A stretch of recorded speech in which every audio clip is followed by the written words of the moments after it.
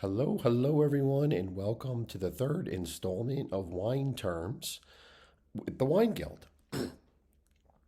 Now, first off, subscribe, like, share, all that jazz. So far we've spoken about tannins. So you learned about what a tannin is and what that means, and we've talked about alcohol and what a hot wine is. So let's talk about the third element in tasting, and that's the acidity of wine. So what is acidity? In a nutshell, acidity in wine is that sour taste you get when you take a sip of a glass of wine. A couple of standards along this in terms of white wines are higher in acid usually than red wines. And acidity in a drinking glass makes it more crisp. So if you drink a glass of wine, you say, wow, that's nice and crisp and refreshing. It's probably higher in acid than one which is lower, which is going to be smoother and softer. So think of acidity in terms of the opposite of sweetness as well, because if it's tart, it's not necessarily going to be sweet, right? So opposite ends of that taste spectrum. So what else can we learn about acidity in wines? Well, too much acidity in wines could overpower the wine and make it unbalanced. You don't want that. You don't want too much crispness, too much tart taste in the wine. Now, think about in terms of white wines, where do they normally come from? They come from colder climates, more northern climates. That's where your German wines are. Right? As a result, because of that cold climate, they have higher acidity.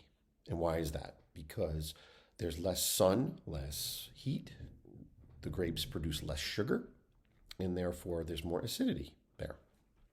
So that's just the key thing to know about different types of wines and where they would fit.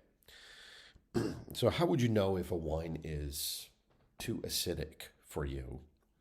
Aside from the white and the red. So let's talk about reds. If you look at the color of a wine, you might get a hint as to whether it's acidic or not. If it's a bright red color, bright striking red color, it's probably higher in acid. If it's browner or purple, it's probably smoother, it's aged more, and it's lower in acid. So that's just a little thing you can use to determine before you drink whether it's going to be higher in acid or not. And what causes acidity in wines? That's the other thing I wanted to mention. So several factors, of course, but one is climate, like I mentioned. The other is the type of soil.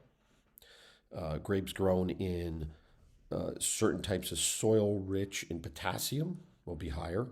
Will be less than would those that are not. So you got the climate that counts. And then you have also the soil that could determine whether something is acidy or not acidy. One of the positives about acidity in wine is that it makes the wine last longer. So in white wines, there's less sulfites. Why is that? Because they're naturally higher in acidic taste. There's more acid there. So therefore, it'll last longer. They don't need to put sulfites in. Red, you need sulfites to preserve the wine. Not so much in the whites because of the natural acidity of those wines. They also help preserve the wines longer in the sense that they counteract oxidation, right? Oxidation is the enemy. Once it oxidizes, that's when it's going to turn into vinegar. We don't like that. So high acid, longer time before that happens. So in a nutshell, that is all about acidity in wines. So now we know about tannins. We know about alcohol, the hot content, and then we know about acidity in wines. So again, like and subscribe. We'll get more into this. We'll get into more terms as we go along. Excuse me, my voice is a little droggy because I've been sick, but I wanted to get this one in on the new year. This is the first one of 2023. So as always, I want to say thank you for watching The Wine Guild.